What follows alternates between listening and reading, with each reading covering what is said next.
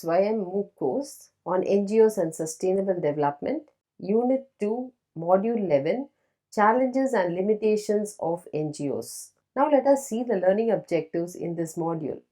By the end of this module, you will be able to learn about the limitations being faced by NGOs, understand the challenges that they face, and discern how to overcome these challenges and how to be successful in running an NGO. Globally, it is estimated there are over 11 million NGOs world over. In India, there has been an exponential rise in the number of NGOs getting established. One conservative estimate is that there are over 3 million NGOs in India. Considering the number of NGOs, there are several challenges and limitations that the NGOs face while they work. Let us look at some of the repeat. Let us look at some of the limitations and challenges that the NGOs face.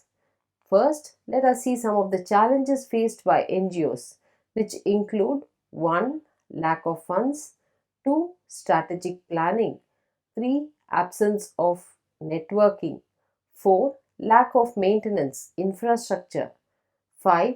Poor cooperation with the press and mass media, 6. Lack of commitment among the members, 7. Lack of feedback from the beneficiaries from donor organizations, 8. Politics within the NGOs, 9. Lack of professional experience, and 10. Unwillingness to cooperate, maybe between the members or with the beneficiaries or with the donor organizations. Now let us see each of these limitations in detail. Number 1. Lack of funds. We all know that fund is very important for the survival, and for an NGO it is more so because they are dependent for funding from the organizations, the donor organizations, sometimes the government, and sometimes from the community themselves also. So there has to be continuous support. After successfully completing the projects, the proposals also, the NGOs would want to make contact with the beneficiaries.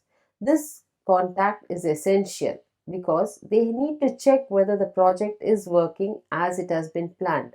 However, in some instances, the NGOs lose contact after the completion of the project. The project may suffer because of want of funds, maybe because of maintenance, or maybe the infrastructure or some equipment has gone faulty. Second, replicating. Apart from the establishing the existing project, NGOs seeing the success of the existing project would like to replicate these projects in another community or for another place. For this, NGOs constantly require funds. 3. Complacent waiting. In some instances, NGOs may submit the proposals to the donor organizations or to the government, and they may wait for the funds to reach them. 4. Diverting to other causes. Another reason for lack of funds is sometimes the partner organization may see another viable project for another NGO, and hence they may divert the funds which was originally assured for the first NGO. So, in such instances also, because of the diversion of funds by the parent organization, the NGO may lack funds for successful completion of the project. So, not having enough funds may pose difficulties for the NGOs to complete the project on time, and further for the NGOs to successfully run the project after the completion. So, it is essential that funds are very important for the running of the NGOs. Now, what do the NGOs need to do? What is the solution? Although NGOs may have numerous partners who may fund their projects, NGOs should never be complacent. They should actively keep seeking new avenues, seek new donors, and keep projecting their projects to all people whom they think would donate for the successful completion of the project. They should always be on the lookout even for a small grant. The end goal of NGOs should always be for acquiring fund. For this, well drafted proposals and necessary training will go a long way for the members to get partnerships and donors. The second challenge that the NGOs face is no strategic planning within the organization. NGOs in some instances find it difficult to predict what they will do in the future. Most of their activities sometimes look like a one time shots. This should never be. However, one single event does not change the attitude towards an issue. For example, if we run a campaign, say no to plastics, and immediately forget about it, people are not going to immediately accept and change. They may feel they have to do such activities of different nature in different areas, so they are not able to spread out their wings. But the question is, has it penetrated into the minds of the common man that they should not use plastics, they should not spoil the ecosystem? So, NGOs need to do a long term plan and they need to develop a strategy on how they plan to go about achieving their targets. Some individuals may have bright ideas. However, they may be very creative, but they may not systematically document their thought process. And for practical purposes, we need documents, and whatever idea is there in the minds of the person has to be well documented and written in a form of a proposal. It is necessary that strategic plans are required for paraphrasing their thoughts and ensuring it is presented for all to understand, and ideas do not be a visionary thought but workable models. So, solution for such things is, although organizations may already have experienced people, training is very important among the members. Training will help NGOs to correctly focus and present their requirements and their ideas in a feasible manner so that donor organizations can immediately understand what the person is presenting and can award the proposal. The third challenge that NGOs are facing is absence of networking. NGOs need to network, interact with other NGOs and organizations so that they are able to reach their goal very effectively. Some may take a competitive attitude and may feel that sharing of information is not good. They are parting away with their knowledge asset. They may believe that getting close to another NGO will cause them to have more competition in terms of getting grants. Solution to this is NGOs should not have a competitive mindset. This should be avoided. It is not a healthy practice. There should always be sharing of information among NGOs. It needs to see as an opportunity to partner with other NGOs. We can use technology to have such networks. Further, the internet also keeps updated and keeps us to be in contact with other organizations, with donors and other NGOs, and most important, the community whom we plan to serve. The next challenge being faced by the NGOs is lack of maintenance. In many developing countries, lack of infrastructure is very common. NGOs have decided to address this issue by building communities that is beneficial to a lot of individuals. Initially, results are evident and people live a better life. But after the project has been installed, we find that a small component would have gone for a failure, and rectifying that small component will not take a huge fund. Only thing is proper maintenance, systematic maintenance and rectification are the most important issues. So proper maintenance is required for a successful project, and it is also required for a better standard of living. Additionally, when NGOs handle many projects, they are not able to provide sufficient time to maintain each of these projects after the completion of the project. And further, they don't earmark funds for future maintenance. Again, this is essential if the project has to be successful on a long term. However, proper maintenance has to be included as part of the project proposal so that funds are allocated within the project even when we are asking for funds from the donors for the future maintenance. Sometimes, when we are doing a project, we may receive funding for another project and we may be tempted to move on to the other project. But it is essential that we complete each project with this equal sincerity before we move on to another project.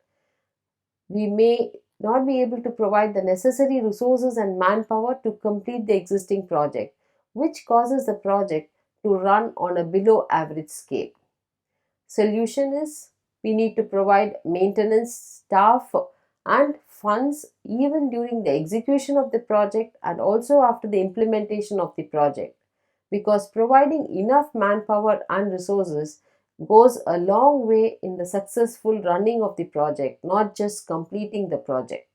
It is better to successfully finish a few projects rather than take several projects and leave all of them unfinished and half baked. A slow but sure process is always more effective as compared to handling more than our capacity. The principle, of course, applies to all situations, more so for NGOs. The next challenge is poor cooperation with the press and mass media. Today, mass media plays a very important role, and also the social media has a very important say. Most of the NGOs rely on journalists when organizing an event. It is necessary that the NGOs themselves need to spread the message and not just depend on individuals or journalists alone. The press and media are only support structures. They, of course, help us in taking our message to the common man.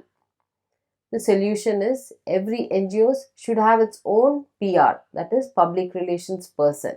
The older generation always like to see and read in paper.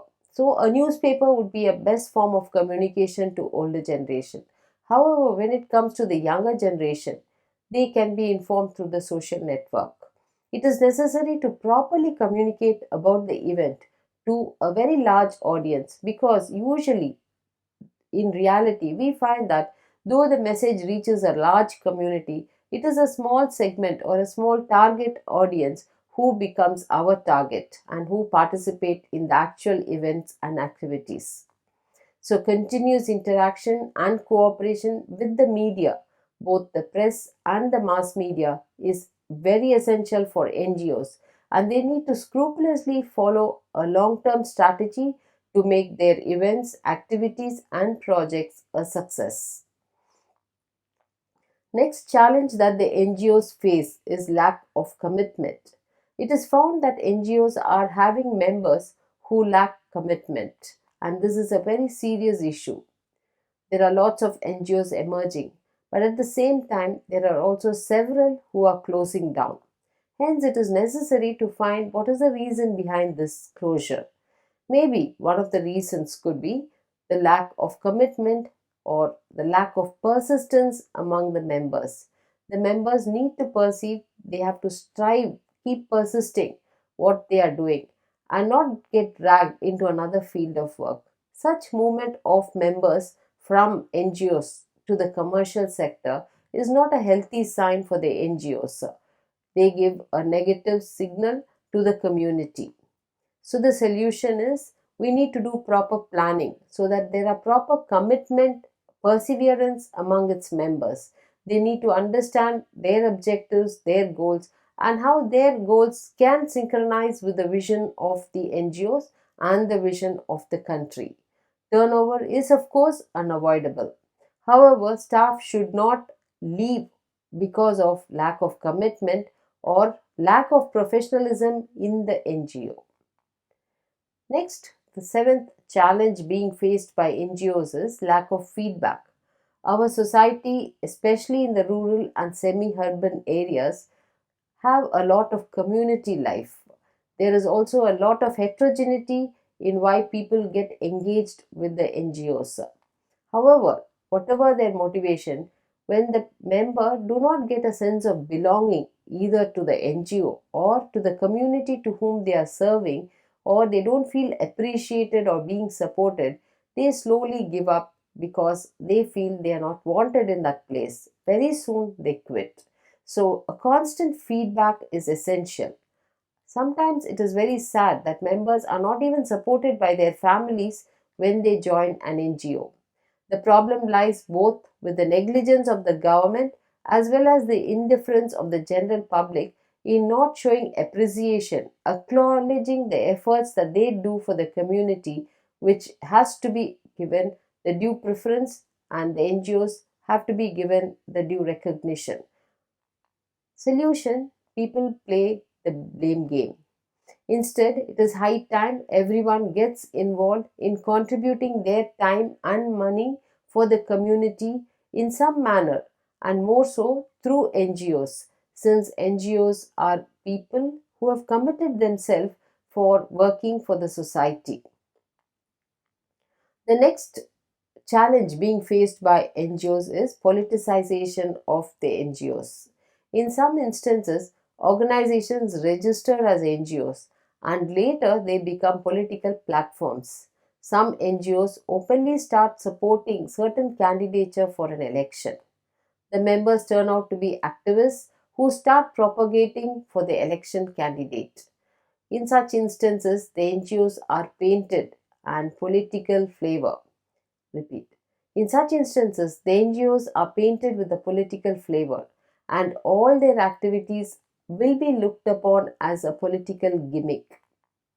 Solution: NGOs should never become a victim of such political flavor and such activities, because finally it leads to moral bankruptcy and the dying of the NGO.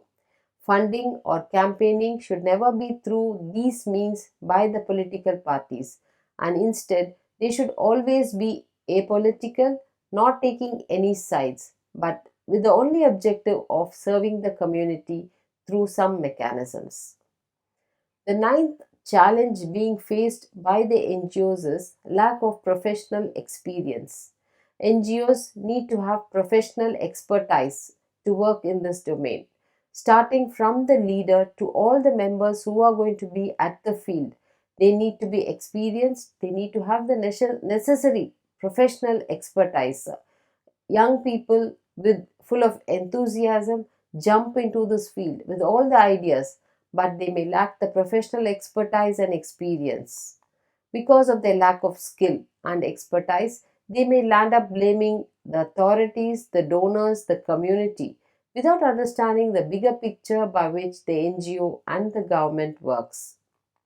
So the solution: it is very essential that the members of the NGO, starting from the CEO up to the field worker, need to be equipped with various managerial skills, leadership skills, project management skills.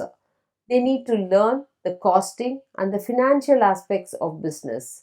Only when they gain the knowledge and the professional expertise, they will be able to judiciously prepare projects, present their points scrupulously and succinctly to the organization, and win funding donors for the successful implementation of their projects. The 10th challenge is unwillingness to cooperate. This is a major challenge. The organization may have one or two egocentric members. This may cause differences of opinion within the organization. There will be friction within the members, and finally, the project fails and the NGO goes for a closure. Members may be unwilling to cooperate sometimes with other members coming from other NGOs also. So, when two organizations are doing similar types of activities, again there may be conflicts and differences among the members and among the NGOs. The net result is the community and the society is going to lose because of these small conflicts arising between the members and the NGOs. So it is essential that the members understand the bigger picture and cooperate with the NGO, with the members, with other NGOs for a healthy living. Solution: members need to be trained and educated to see the bigger picture. When the members understand how their role is going to change the livelihood of the community, the people, and how the future generations are going to benefit because of their activities, they will understand and throw their petty differences across. They will throw away their small egoisms. They will all work together to achieve bigger things in life. We have seen the challenges that NGOs face. Apart from the challenges, there are lots of limitations and criticisms that is being faced by the NGOs. Let us see some of them. 1. NGOs provide only a small amount of fund when we compare the huge funds government agencies and the World Bank donates for community welfare. UK aid or the ODA, which is Official Development Assistance from Britain, provides around £10 billion a year.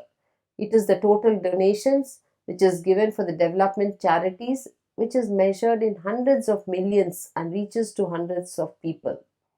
When small NGOs compare themselves with such big organizations, they should not feel low or feel small. This relative funding difference means NGOs can do only limited number of activities compared to the bigger funding organizations. NGOs of course cannot bring about industrialization or any serious economic differences. However, they do make a mark by helping small local communities for social upliftment. When such small developments happen, when you aggregate such developments, then it does make a mark. A little drops of water make the mighty ocean. The second limitation, sometimes NGOs spend much of their money towards advertisements, campaigning, and administration. Of course, they are all necessary, but it eats into the funds that could have otherwise have been used for the implementation of the projects. So it is essential that the NGOs know how to balance their internal requirement for finance with the external requirement for projects. Third limitation, a lot of aid related campaigns by NGOs portray individuals as starving and helpless. This is done to generate sympathy and thus raise donation. This sometimes projects a wrong picture in the minds of the general public that this segment of people are helpless or are terrorists. The place is full of vulnerabilities. However, the reverse may be true.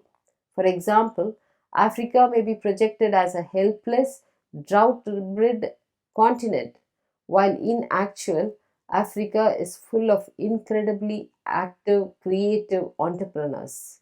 India may be projected as a place of sick, poor people, with people wearing shabby torn clothes, while in actual, India is a very beautiful country, full of nature, full of tradition and richness. Fourth limitation, NGOs' aid can sometimes be misguided, doing more harm than good, such as sponsor a child campaign or buy a goat campaign. So, what are the learnings from all these limitations and challenges? Our NGO are often managed by young people full of enthusiasm, but enthusiasm alone is not sufficient. Number two, without public and community support, NGOs gradually lose their enthusiasm. The third learning is NGOs sometimes become a political platform, which, as a common man, starts doubting the NGO. The fourth learning, members of the NGO should be professionals who know what for they are doing this work and should be well versed, experienced in their area. 5. Lifelong learning should be the personal mantra of each member in the NGO. Of course, this is true for any profession, for any field. The sixth learning, we need to have a dedicated leadership. The seventh learning, further, all problems start with money. So it is necessary that the accounts are properly maintained.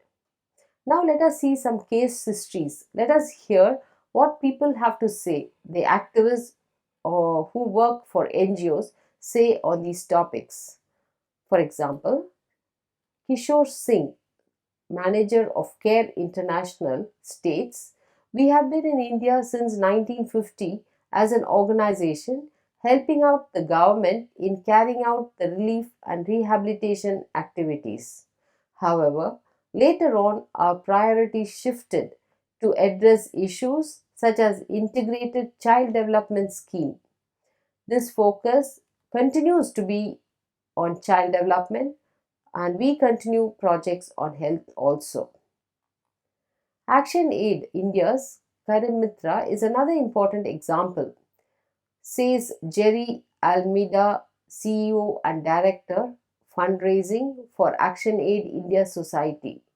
To make the concept work, we have tied up with direct selling and marketing agencies, financial institutions, and corporate houses. Also, multi level marketing channels over major metros in the country are being explored to spread awareness about this product.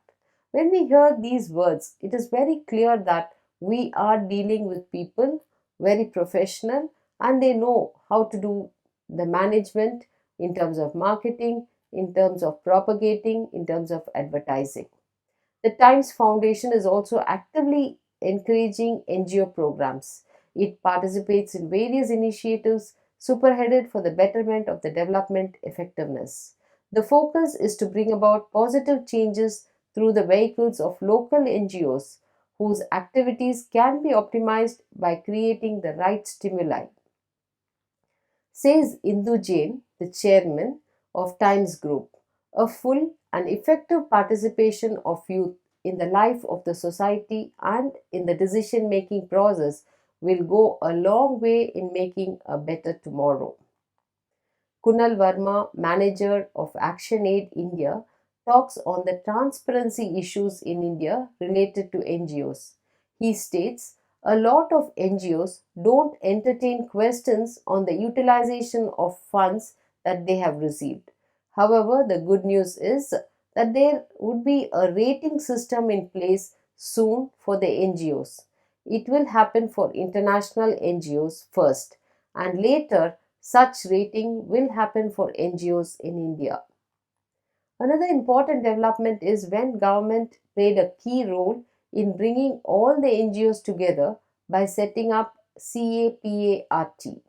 A NGO can register under the CAPART and get funds, says Partha Rudra, Director Program of National Foundation for India. Serious donors have ways of finding out where the money has been utilized properly or not. Now it is difficult to judge an NGO work in tangible terms as they are not quantifiable. Also, we normally tend to overlook the kind of difficulty the NGO face while carrying out their activities. NGOs are organizations who look up and may seem to have it all, but they are just like any other commercial management organization. It has its own share of issues. Like every organization, NGO also is not very perfect, though it may start off with all good right causes. It is through trial and error that it reaches fruition, successful implementation of process projects. When things go as per plan, it is very good, but it is not always the case.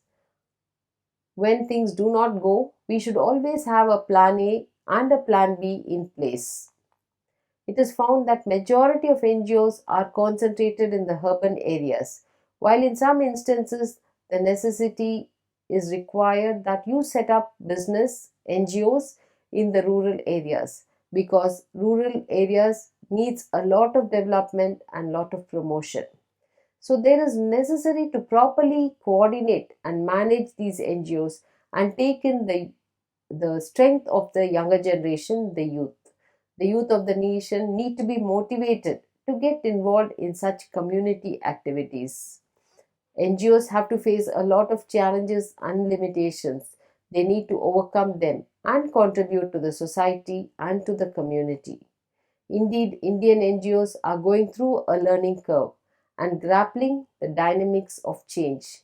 There is still a long way to go, wherein the NGOs has to change with both the management and the marketing and the implementation of the projects. Now let us see some questions and answers to understand this module better. How can NGOs be improved? NGO must fundraise continuously and not when funding is coming to an end. By that time, it will be too late. So, raising of funds should be a continuous process. It must add donors to their list of supporters and diversify its funding in a continuous manner. What is the strategy an NGO need to adopt? A strategy plan helps NGO understand their capacities, their problems and resources. An understanding of the areas help organization analyze their strengths and build upon their opportunities. One of the frequently used tool is the SWOT analysis, which is strength, weakness, opportunities and challenges. How can an NGO become sustainable? Looking at sustainability from an NGO's point of view, it means continually to perform and deliver project benefits to the target group after the funding from the donor has stopped. In other words, sustainability is to maintain and continue the efforts even after funding is over. The project keeps running and remains successful. So, with this module, we have learnt how about the limitations the NGOs are facing. We have understood the challenges that the NGOs face and discerned how to overcome these limitations and challenges and become a successful NGO. Thank you.